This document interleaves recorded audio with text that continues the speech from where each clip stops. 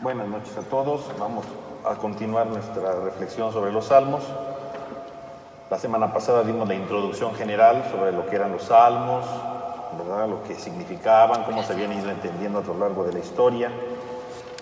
Y quedaba pendiente solamente el tema de los títulos de los salmos.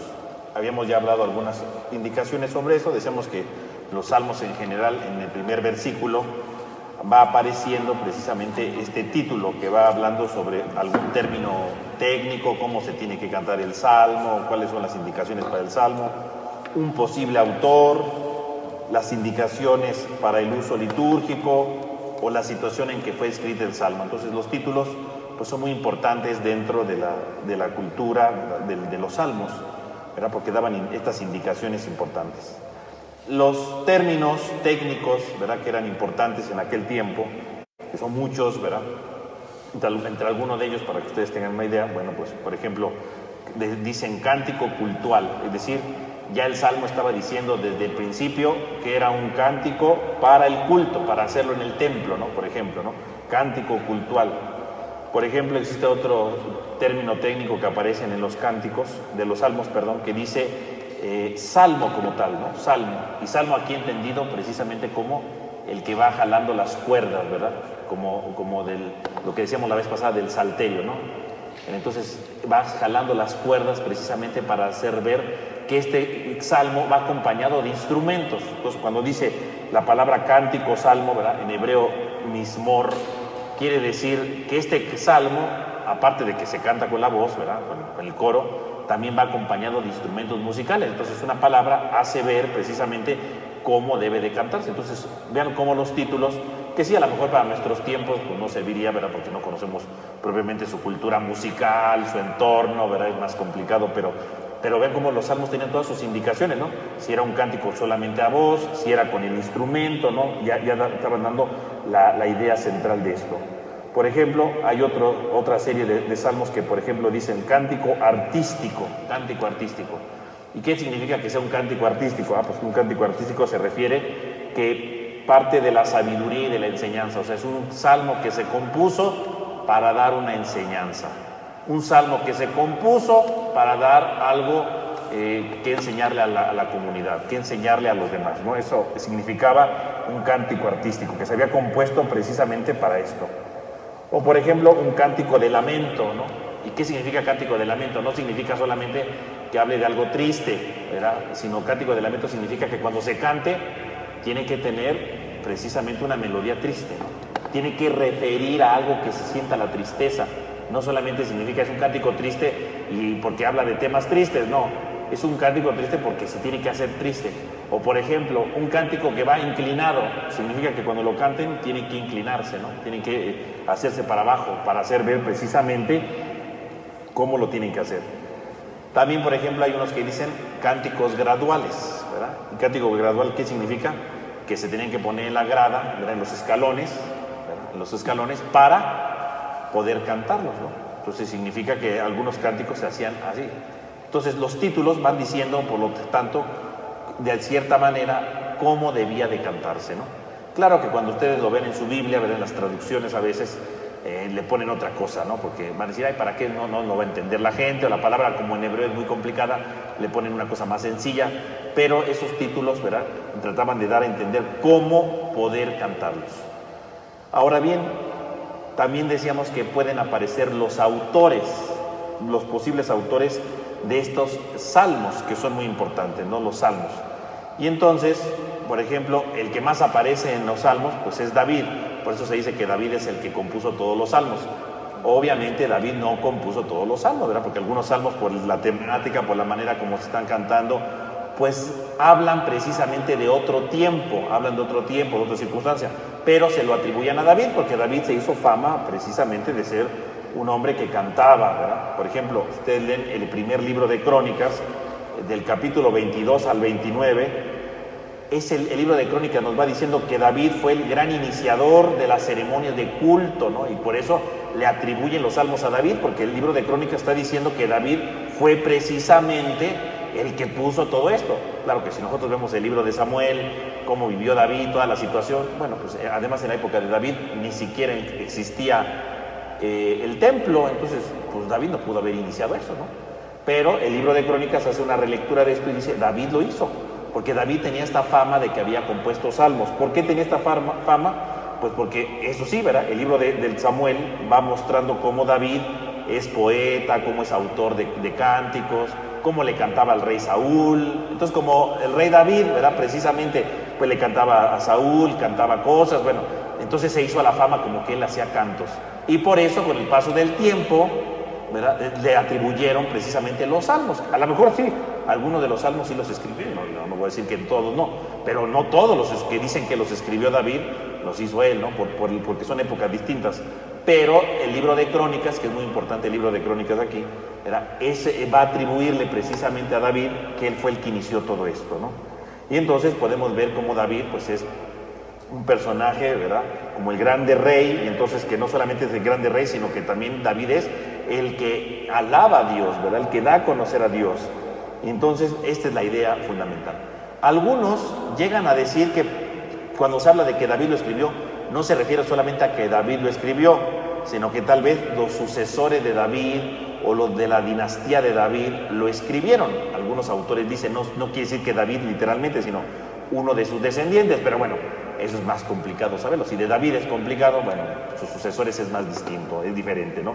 No se puede entender muy bien esta situación, ¿no? Entonces, esto se habla precisamente sobre David. Pero aparte de David, hay otros salmos que ofrecen nombres de otros personajes que son sumamente extraños, ¿verdad? Para nosotros.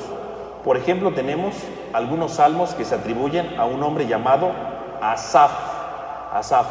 Hay 12 salmos en las que aparece Asaf como autor. Asaf, el Salmo 50 y del Salmo 73 al Salmo 83, Asaf.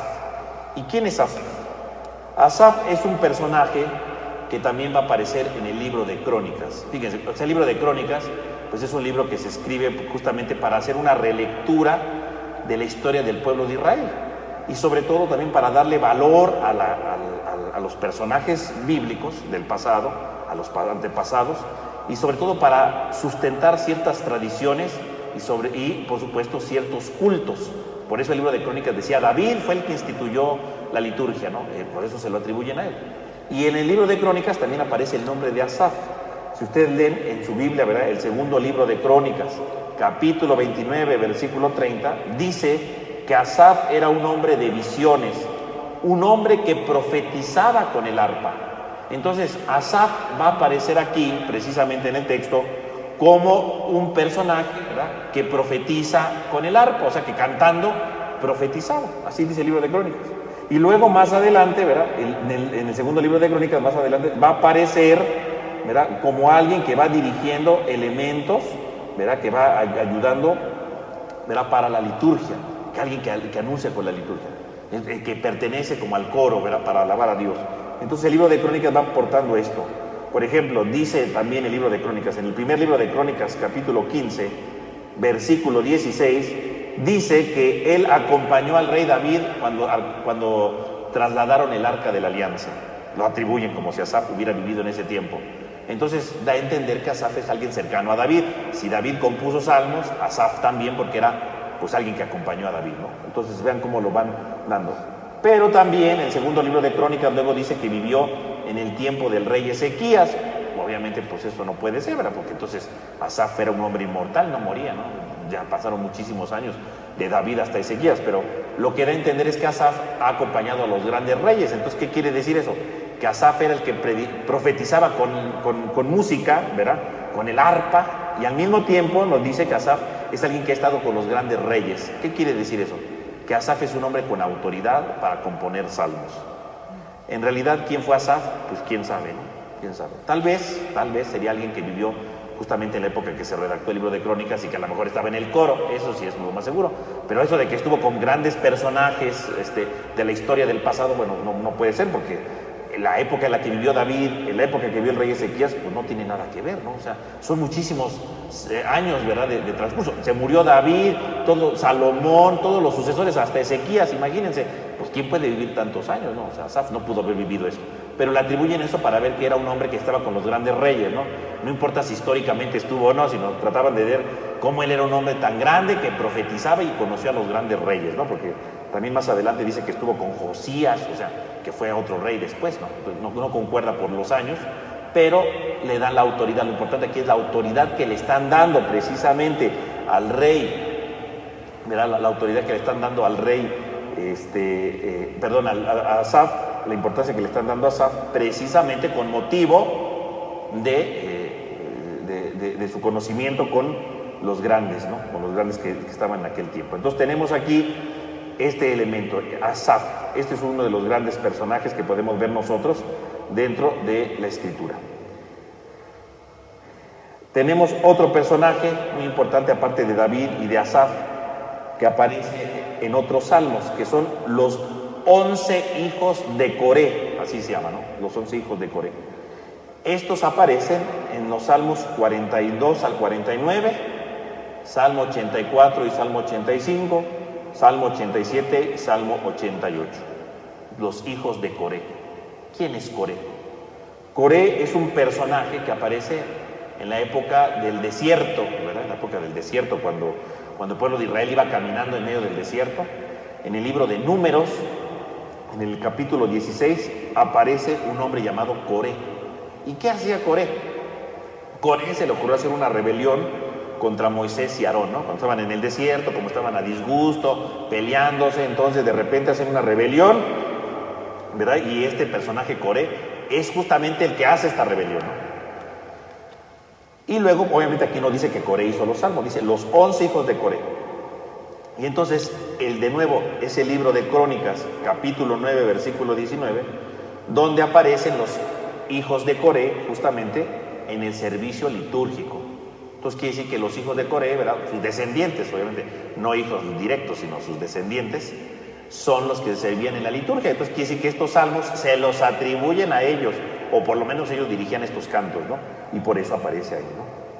También en el libro de Crónicas, más adelante, el primer libro, ¿verdad? En el capítulo 26, de los versículos 1 al 19, vuelven a aparecer estos nombres en un un elenco, ¿verdad? Un repertorio de muchos cantores. Aparecen los hijos de Coré ahí de nuevo.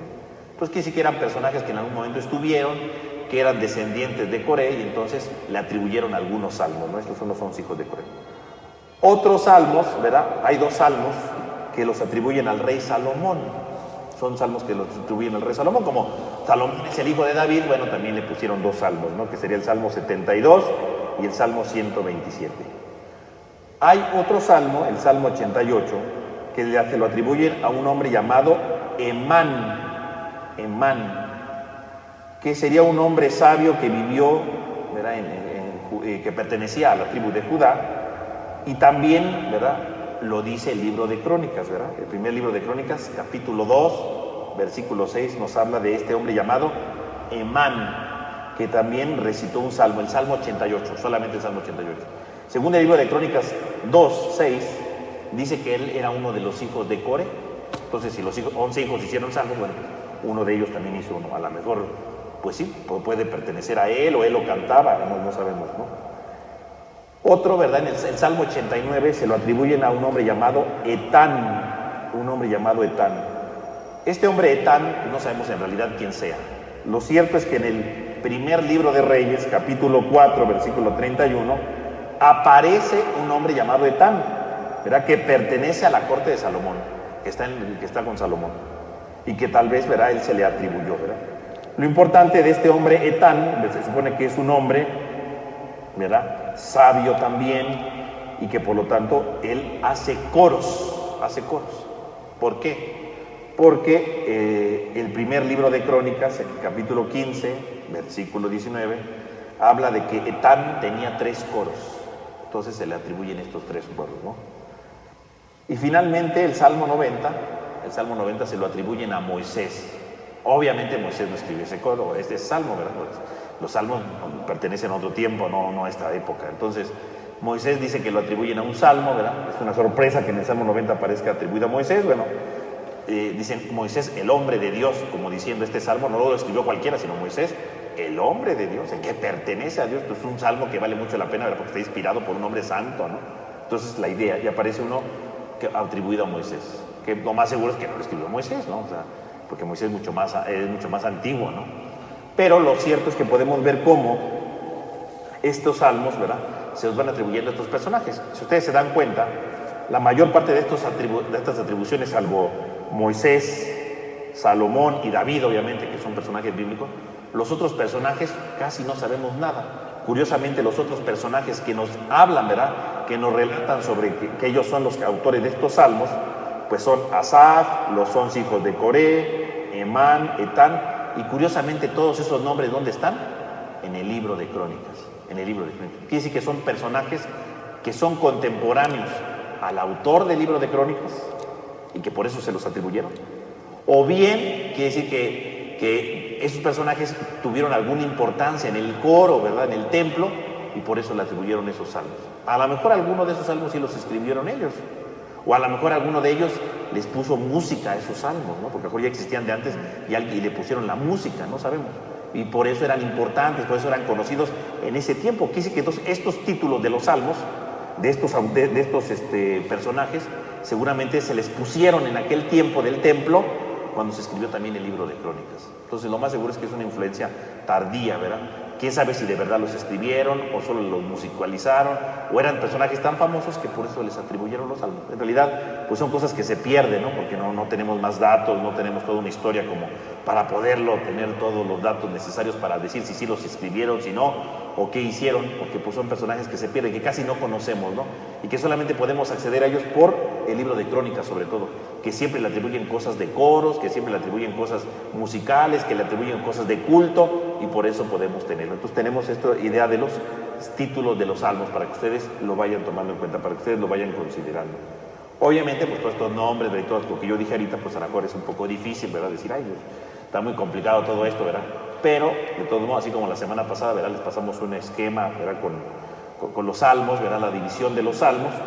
También vamos a darles un esquema de los títulos, ¿verdad?, de las palabras claves y sobre todo de estos autores, ¿verdad?, y de dónde aparecen, para que ustedes también lo puedan tener, lo puedan consultar, lo puedan ver físico, ¿verdad?, y puedan ustedes tener esto necesario para, pues, si quieren estudiarlo, si quieren conocerlo más a fondo, ¿verdad?, pues ahí lo tengan, ¿verdad?, lo puedan conservar. Entonces también vamos a darles este documento para que ustedes lo tengan.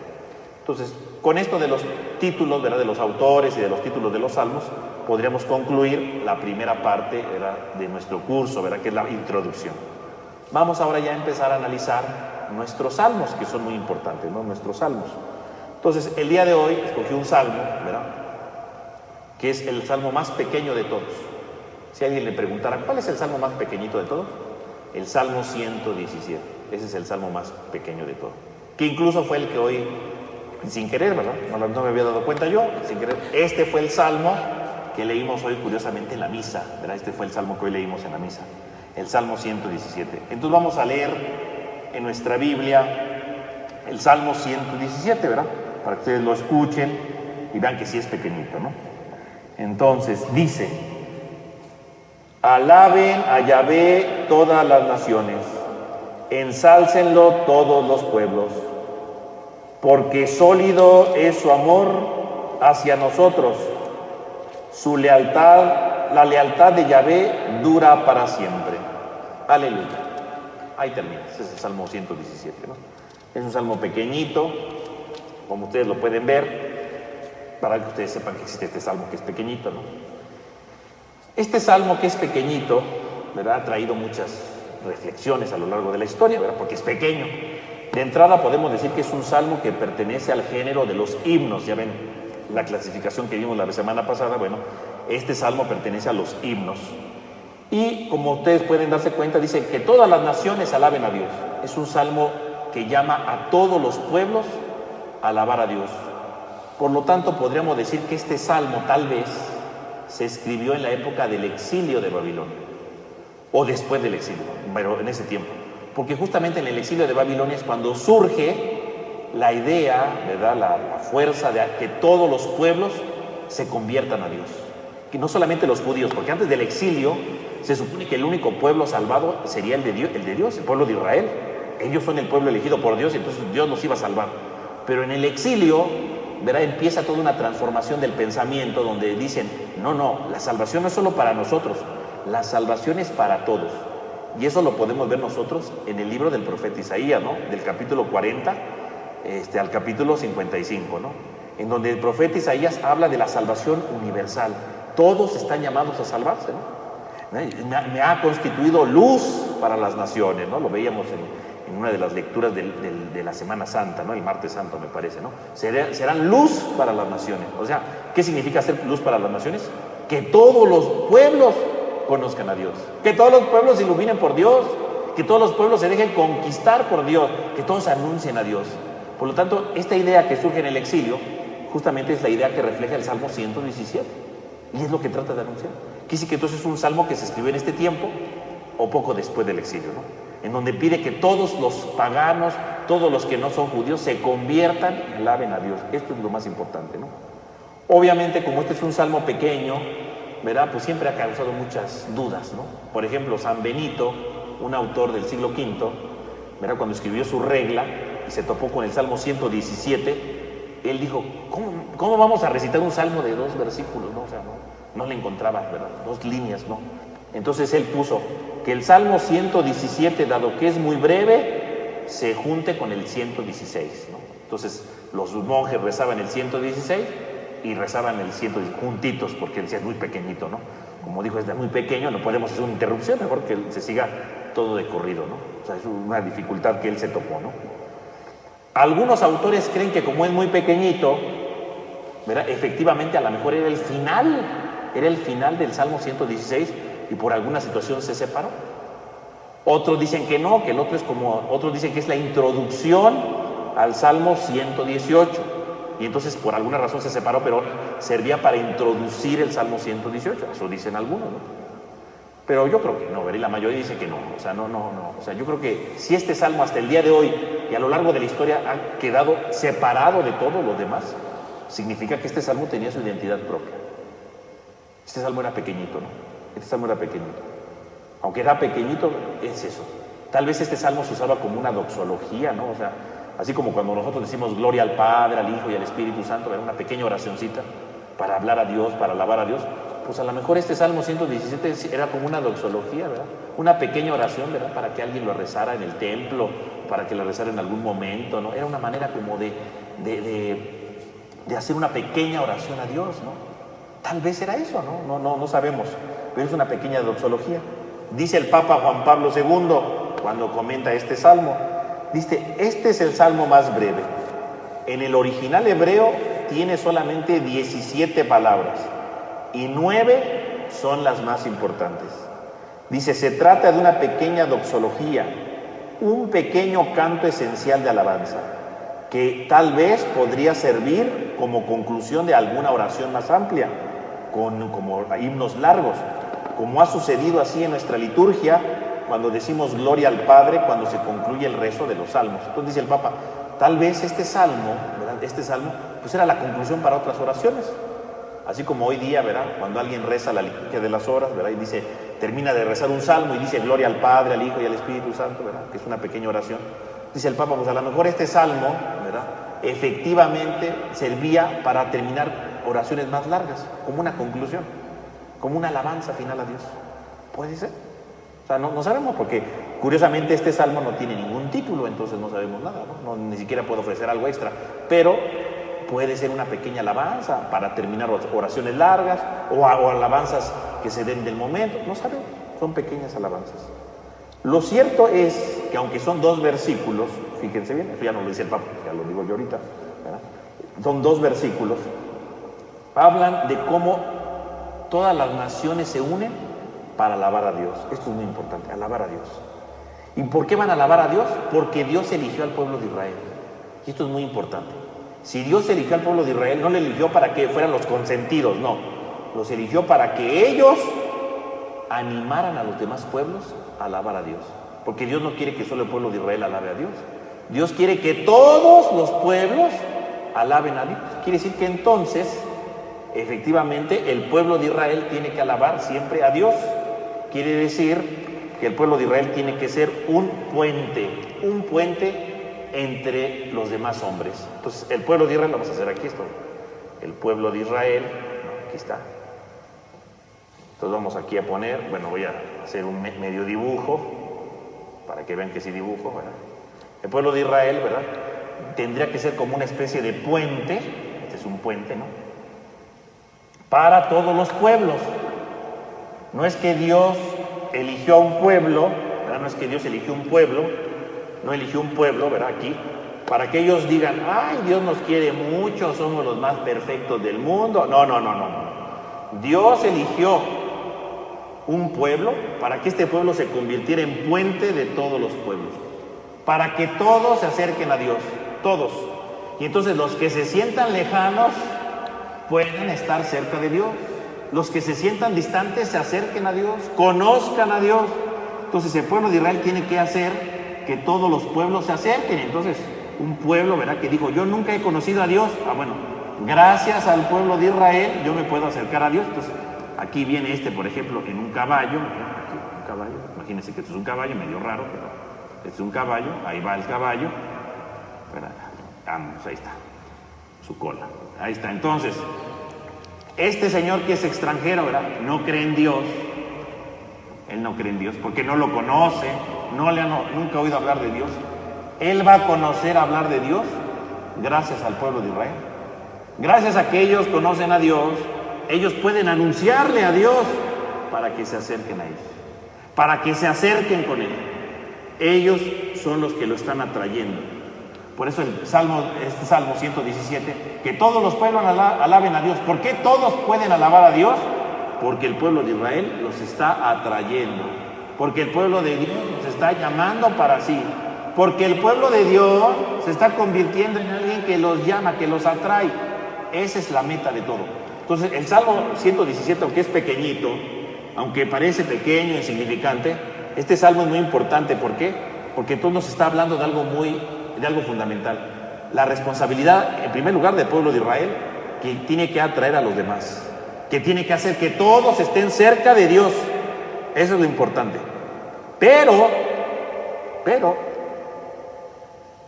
también nos invita entonces algo más como iglesia nosotros. También nosotros tendremos que atraer a los demás a Dios. También nosotros tendremos que atraer a los demás a la presencia de Dios. ¿Hasta qué punto nosotros atraemos a los demás a Dios? ¿Hasta qué punto yo soy puente para que otros se acerquen a Dios? Esa sería la pregunta del día de hoy. ¿Hasta qué punto yo soy puente para que el otro se acerque a Dios? Porque a lo mejor no soy puente, a lo mejor soy barrera, ¿no? Y entonces los demás no se acercan a Dios porque nada más de verme se asustan. Entonces no soy puente, ¿verdad? Soy montaña, piedra, ¿verdad? Muro, yo qué sé, ¿no? Y entonces pues no me convierto, ¿no? Si el pueblo de Israel tiene que ser puente, significa que yo tengo que acercarme a Dios gracias a que yo soy un buen testimonio, ¿no? Yo tengo que ayudar a los demás a encontrarse a Dios. Eso es lo importante, ¿no? Que cuando me vean digan, ay, se le nota que ahí está Dios, ¿verdad? Porque míralo cómo se porta, mira cómo ayuda, mira cómo es generoso. Yo también quiero ser como él, ¿no? Pero si es al revés y dicen, ay, ese es el que está con Dios, parece que está con el diablo, porque ve cómo ayuda, ve, se enoja de todo, ¿verdad? Bueno, entonces no va a ayudar en nada. Entonces no atrae a nadie. No. El Salmo 117 nos invita, entonces, en primer lugar, a que seamos capaces de atraer a los demás, capaces a que los demás estén cerca de los otros. Eso es muy importante, ¿no? Muy cerca de los demás, que se transformen, que se animen, que se renueven. Eso es lo importante, ¿no? Que todos los pueblos alaben. ¿Y por qué todos los pueblos van a alabar? Porque yo los atraje. Que mi esposo alabe a Dios porque yo lo atraje, ¿no? Y que no diga, ay, no alaba a Dios porque nada más de verme se asusta. Pues no, tiene que ser eso. Entonces fíjense cómo está ahí. Entonces, si observamos el Salmo, vamos a ver entonces, decíamos, tiene 2 versículos, ¿verdad? El primer versículo sería como la invitación a la alabanza, ¿no? Alaben al Señor todas las naciones, que lo glorifiquen todos los pueblos. Es una invitación a la alabanza, la invitación. Y el versículo 2, es la alabanza propiamente, ¿no? Una alabanza chiquita. Fuerte es su amor por nosotros y su fidelidad permanece siempre. Entonces ahí está, la alabanza. ¿Qué es lo que están cantando todos los pueblos? Que el amor de Dios es grande, que es fuerte, y que su fidelidad dura para siempre. Eso es lo que está diciendo esto.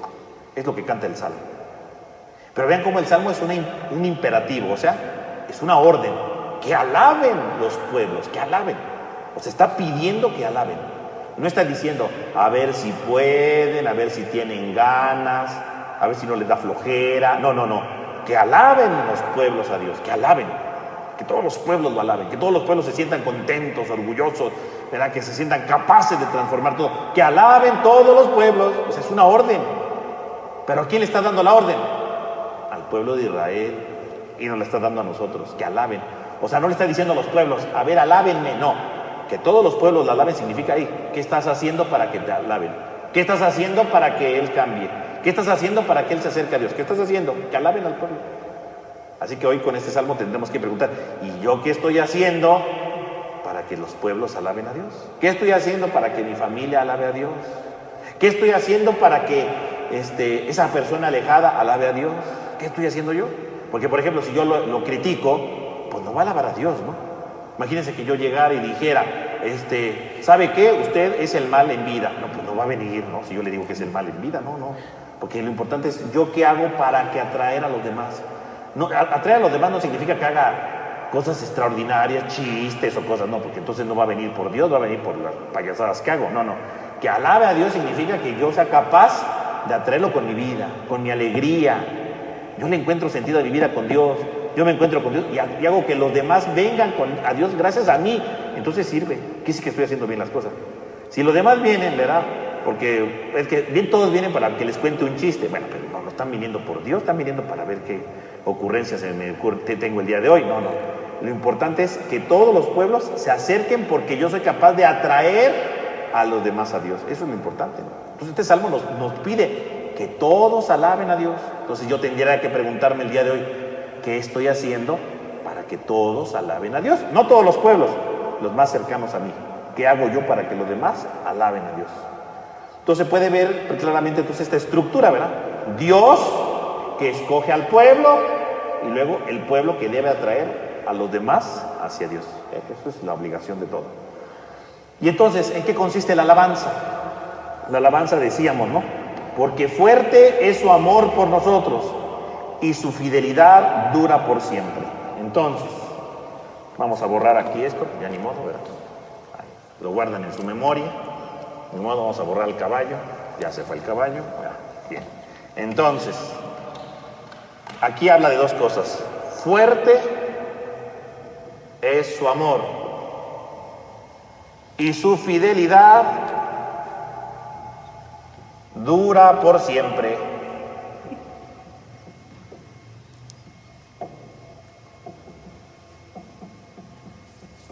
Dura. Entonces, ay, qué feo. Fuerte es su amor. Fuerte es su amor. La palabra amor que aparece aquí, ¿verdad? Es una palabra hebrea que en realidad es muy difícil de traducir, pero bueno, ¿qué es esta que vamos a poner aquí, no? ¿Qué es? Gesed, en hebreo, ¿no? Gesed. Que incluso hay un grupo, ¿verdad? Que se llama Gesed, que viene desde el hebreo, ¿no? Y aquí el Salmo la está traduciendo como amor. Y luego dice, su fidelidad dura por siempre, que también traduce otra palabra hebrea, que es emet.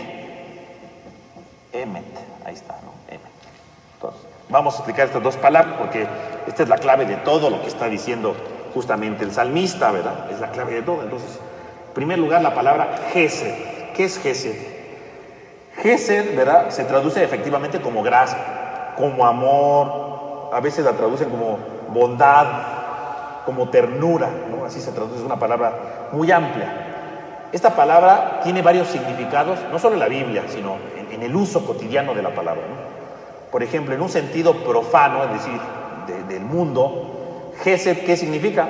Pues las relaciones entre personas, ¿verdad? Por ejemplo, yo me llevo bien con un grupo de personas, con mis amigos. Bueno, eso sería gesed, ¿no? La simpatía que nos tenemos entre los amigos, con la que consolidamos nuestra relación de amistad, ¿no?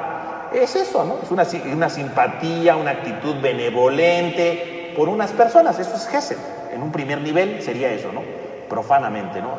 Gesed, que es tener amistades, ¿no? Tener amistades. Gesed. Pero gesed no solamente se usaba para amistades entre personas, también podía significar desde el sentido religioso, tiene un sentido religioso. ¿Cuál es el sentido religioso? Cuando yo, por ejemplo, tengo un acto de benevolencia, ¿verdad? Es decir, un acto de amor, ¿verdad? Por lo que yo recibo de parte de Dios, y entonces tengo que hacer algo no solo con Dios, sino con los demás. Entonces, por ejemplo, de repente alguien me regaló algo que yo no sabía que me lo iban a regalar. Bueno, yo voy y entonces comparto lo que me regalaron con los demás. Eso también es gesed, o sea, es la benevolencia que tengo con los demás. Necesitaba algo y Dios me lo dio, puede entrar aquí Dios. Pero Dios me lo dio y entonces, ¿qué hago? Voy y lo comparto con los demás. Porque me llené de una sorpresa tan grande por lo que yo recibí, que necesito compartir. No tengo que ser benevolente con los demás y tengo que compartir. Eso también es gesed. No solamente es que somos cuates, no, ese es un nivel. Otro nivel es cuando yo comparto porque recibí algo muy grande y tengo que compartirlo, tengo que darlo a los demás, tengo que entregarlo a los demás. No puedo quedármelo para mí, porque como todos son valiosos, tengo que compartirlo. Dios me regaló algo, yo quiero compartirlo con los demás, ¿no? Eso es gesed, benevolencia, ¿verdad? Porque yo quiero hacer el bien a los demás con el bien que yo recibí, ¿no? La benevolencia. Y por supuesto en la Biblia, la palabra gesed, ¿verdad? Cuando se habla ya de Dios, pues entonces estamos hablando del amor de Dios. Gesed, ¿qué es? La benevolencia de Dios. O sea, gesed puede ser, yo comparto lo que tengo con los demás, pero cuando se lo aplicamos a Dios, que es como lo usa la Biblia, gesed, ¿qué significa? Cuando Dios quiere compartir por el simple hecho de que quiere, que le da la gana, que le da su divina gana, ¿no? Y dice, yo quiero compartir eso. Y le comparto al hombre su libertad, y le quiero compartir al hombre mi perdón, y le quiero compartir al hombre su liberación, y le quiero compartir al hombre el amor que le tengo. Es gesed. Gesed significa cuando Dios se derrama sobre el hombre gratuitamente, gratis, porque Dios lo quiso, no porque tenga obligación, no porque alguien puede decir es que Dios me debe. No, Dios no me debe. ¿Por qué Dios me ama? Porque quiere, porque quiere. ¿Por qué Dios me ayuda? Porque quiere. ¿Por qué Dios me perdona? Porque quiere. Quiere compartir su amor. Así como yo comparto algo que me regalaron, bueno, Él quiere compartir su amor con todos. Eso es gesed. Por eso aquí, bueno, lo traducimos como amor, pero hay que entenderlo. Amor no solamente en cuanto que me ama, sino que me ama porque quiere compartirlo, porque le encanta amarme. Eso es gesed, ¿no? Entonces, cuando digo su amor es fuerte, estoy diciendo es que Dios me ama de gratis porque le fascina amar. O sea, Dios vive para amar, se desborda amando, ¿no? Se desborda amando. Dando, aunque no me lo merezca, Dios me lo da, Dios me lo da. Eso es gesed. Y esa es la palabra que está traduciendo aquí, ¿no? El amor. Entonces, para que ustedes vean, porque en español amor, pues, pensamos en muchas cosas, ¿no? Pero en hebreo es eso, ¿no? Cuando Dios se desborda y dice, yo quiero amar porque quiero compartir todo lo que tengo, quiero compartir todo lo que soy, quiero compartir todo, y me entrego totalmente, ¿no? Es gesed, ahí está gesed. Y dice, su gesed, su amor, es fuerte. Esto es muy importante porque usa la palabra fuerte, ¿no? ¿Y fuerte qué significa? Fuerte no significa solamente que hace pesas o algo así, no. Fuerte significa que es superior a alguien, ¿no? Cuando alguien es fuerte, significa que es superior a otra persona, ¿no? Entonces, por ejemplo, yo que estoy todo debilucho, ¿verdad? Que ven y dice, este señor con un soplo se cae, y llega alguien fuerte, pues ya me fregué, ¿verdad? Porque puede decirme, si no hace lo que yo digo, le voy a dar una golpiza, voy a decir, pues mejor lo hago, ¿verdad? Porque el morado a lo mejor no me queda bien, ¿no? Entonces mejor le voy a ayudar, ¿verdad? Le voy a ayudar. Entonces, el fuerte significa aquí, la palabra fuerte significa el que es superior, el que es capaz de mandar, el que es capaz de guiar. Entonces, cuando decimos que el amor de Dios, que el gesed de Dios es fuerte, estamos diciendo que el gesed, el amor de Dios es el más fuerte, es superior a todos. No solamente estamos diciendo que Dios nos ama, estamos diciendo el amor de Dios es superior a cualquier otra cosa, es el más fuerte, pero en sentido de superior, que está encima de los demás. Esto es lo que está diciendo el Salmo, ¿no? Es gesed, el gesed de Dios es superior a los demás, es superior a mi raquítico amor miserable, ¿no? Porque nosotros sí tenemos amor, pero bien pequeñito, ¿verdad? Porque a la primera de cambio nos desilusionamos, nos llenamos de envidia, ya estamos peleando con el hermano. El amor de nosotros es pequeñito, ¿verdad? El amor de nosotros se aplasta, ¿no? Muchas veces, ¿no? No, el amor de Dios es fuerte porque es superior a nuestro amor. Y yo puedo confiar que voy a seguir adelante porque el amor de Dios es superior al mío. El mío es una miseria de amor, pero el de Dios es superior a mí, es más fuerte que yo. Y entonces Dios me va a ayudar siempre, Dios me va a consolar siempre, Dios me va a iluminar siempre, Dios no me va a dejar nunca. El amor de Dios es fuerte, es superior a cualquier otro amor. ¿Por qué puedo alabar a Dios? Que todas las naciones alaben a Dios. ¿Por qué todas las naciones pueden alabar a Dios? Porque su gesed, su amor es fuerte, es superior a cualquier otra cosa, es superior a cualquier otra situación que yo pueda imaginarme. Yo podré traicionar a Dios, pero Él nunca me va a traicionar a mí. Él siempre va a estar conmigo. Dios siempre va a estar conmigo. Su amor es superior, es más grande que cualquier otro amor, es más grande que cualquier otro amor. Su amor es fuerte, su amor es superior, su amor permanece para siempre. El amor es fuerte, el gesed. Dios me ama porque quiere amarme y siempre me va a amar porque Él es superior a mí. Yo puedo dejar de amar a alguien, ¿verdad? Porque me cayó mal, porque me vio feo, porque me desilusionó. Sí, porque el mío no es fuerte, pero el de Dios es fuerte, superior. Él no. Que le haga mala cara, Él va a estar siempre conmigo. Siempre va a estar conmigo. Y la segunda palabra, fidelidad. Emet, ¿verdad? Y emet se refiere entonces a algo que es sólido, que no se mueve, que no se tambalea, ¿verdad? Eso es emet. Entonces, emet se usaba, ¿verdad? De ahí viene la palabra, por ejemplo, de donde viene la palabra amén, ¿no? Ahí se deriva la palabra amén. ¿Qué es amén? Amén decimos así sea, pero así sea ¿en qué sentido?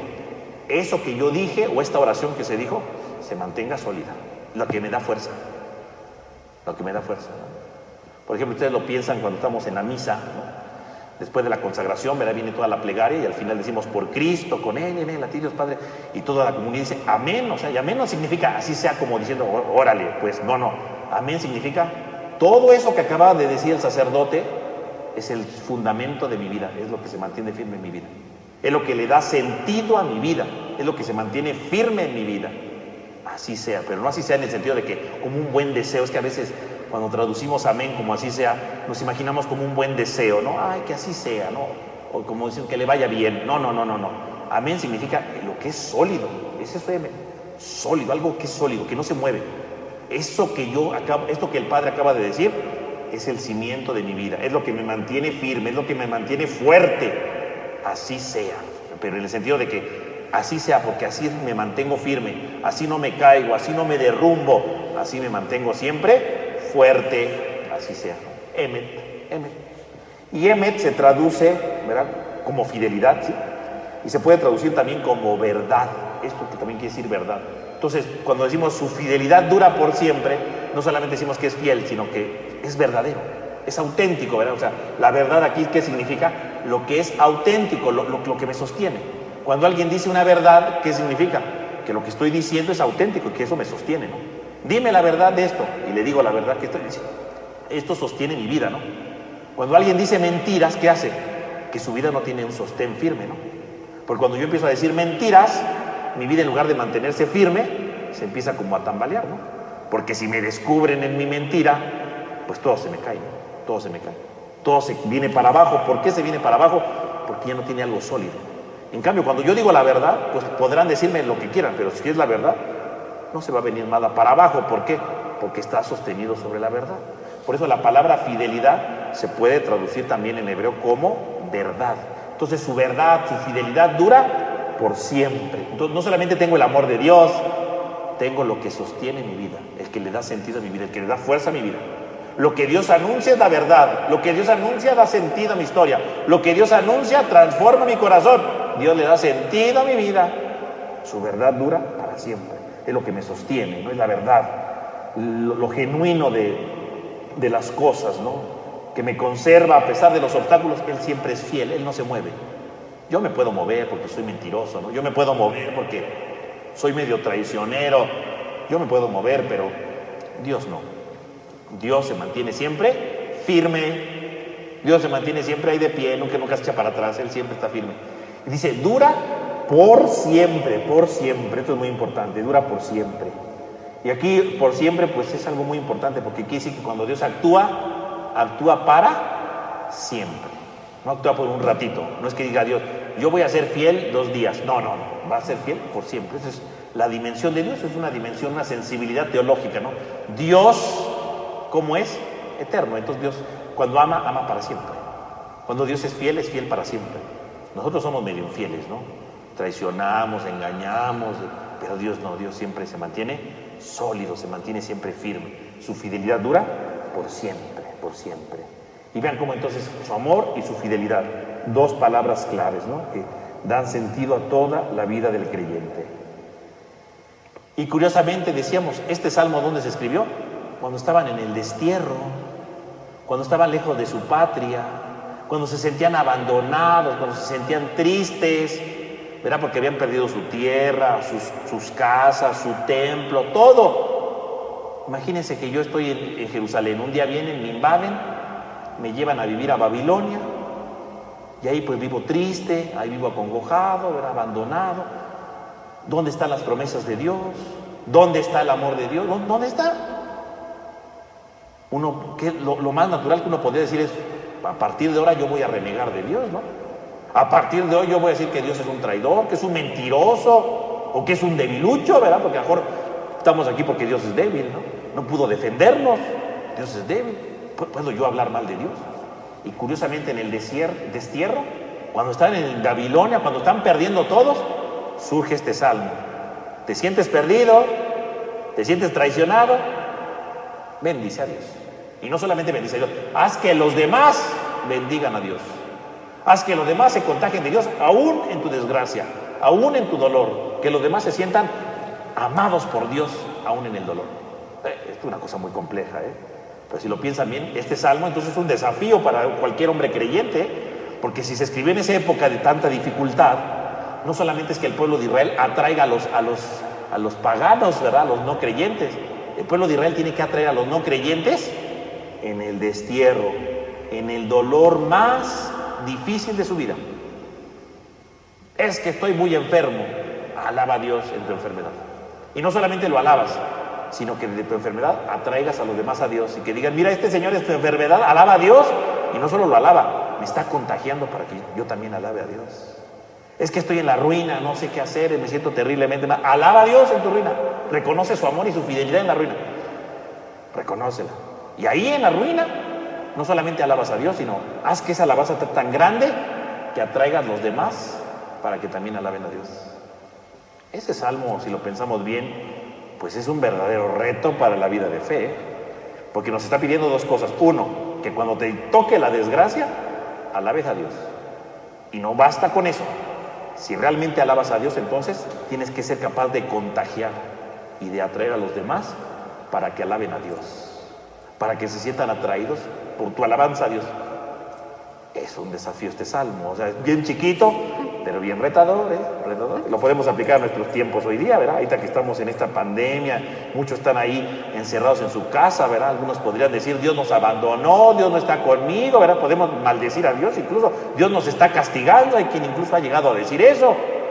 El salmo diría, ¿estás ahí encerrado en tu casa? Alaba a Dios, alaba a Dios. Y no solamente alaba a Dios, haz que tu alabanza contagie a los demás del amor de Dios en tu vida. Ahí estás encerrado, sí, alaba a Dios, alábalo. Y ahí di, aquí está Dios, o sea, aquí está su amor, aquí está su fidelidad. Aunque uno dirá, pero ¿cómo? Hay que descubrir cómo el amor y la fidelidad de Dios se están manifestando hoy en mi vida, ahorita que estoy encerrado. Hoy en mi vida, ahorita que me siento triste. Hoy que me siento desesperado porque ya quiero salir, quiero ir al cine, ¿verdad?, darme una vuelta, yo qué sé. ¿Cómo puedo descubrir hoy, en este momento, el amor y la fidelidad de Dios? ¿Dónde está? Ese es el reto del creyente. Si alguien dijera, no, es que eso es imposible, bueno, entonces esa persona no tiene fe. Entonces este salmo pues no es para una persona que no tiene fe. Este es un salmo para alguien que tiene fe, que dice, yo creo en Dios. ¿Crees en Dios? Ah, bueno, descubre el amor, descubre su fidelidad. Descúbrela, aquí. Y segundo paso, ¿verdad? Es el segundo. Contagia a los demás, pero quedémonos en el primero, por lo menos en el primero, que digamos, aquí estoy viendo el amor y la fidelidad de Dios, aquí la estoy viendo. Mejor estoy con mi esposo y gruñe, bueno, ¿dónde está el amor y la fidelidad de Dios? Es que mis hijos, ¿verdad?, a veces me desespero, ¿dónde está el amor y la fidelidad de Dios? Es que esta persona, ¿dónde está el amor y la fidelidad de Dios? ¿Dónde está? Primero hay que descubrirla, descúbrela. Y descubriéndola, abre tu corazón, abre tu vida para empezar a alabar a Dios. Pero no puedes alabar a Dios si no la descubres. Primero hay que descubrirla. Luego alabar a Dios. Y a lo mejor, si podemos, el tercer paso sería contagiar a los demás de este amor tan grande que le tenemos a Dios. Ese es el desafío. Esto es lo que pide hoy el Salmo 117 para nosotros. Es una oración de aquel tiempo y puede quedar muy bien para nuestra vida, puede quedar muy bien para nuestra vida. Es pequeñito, pero es sustancioso, Por lo tanto, yo creo que el día de hoy, bueno, pues entonces, como tarea, ¿verdad?, que no vamos a revisar, ¿verdad?, tarea personal de ustedes en su casa, pues reflexionen y digan cómo se manifiesta el amor de Dios ahorita, en este momento, no en toda mi vida, no, en este momento. ¿Cómo puedo saber que aquí está el amor de Dios? ¿Cómo está aquí el amor de Dios? Aunque tenga miedo, pero decir, tengo miedo ahorita, pero aquí está el amor de Dios. Me siento desesperado, pero ¿cómo puedo saber que está el amor de Dios ahorita en mi vida? Y su lealtad, su fidelidad.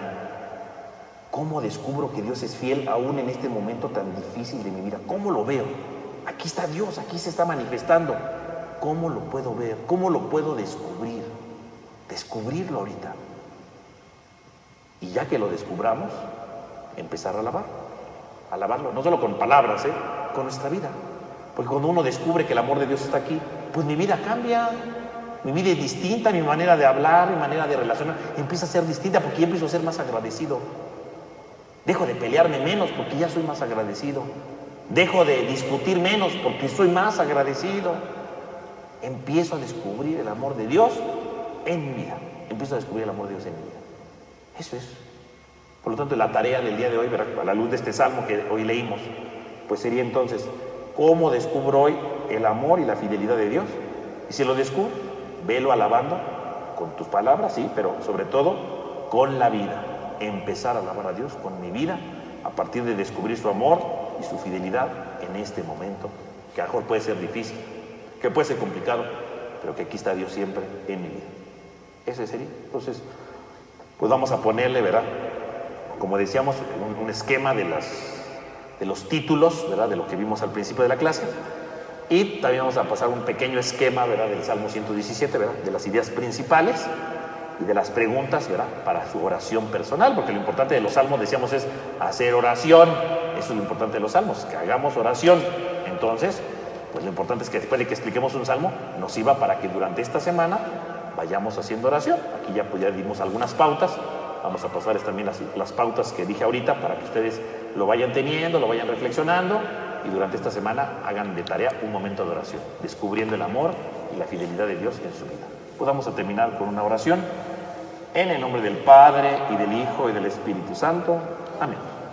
Te damos gracias, Señor, porque nos reúnes en este día, desde las casas, desde los hogares. Te pedimos para que la palabra que anuncias en tus salmos nos ayuden a orar y a descubrir que aunque a veces nos sentimos solos, tú estás siempre con nosotros, tú estás siempre cerca de nosotros y nos ayudas a ir mejorando y a caminar en nuestra vida.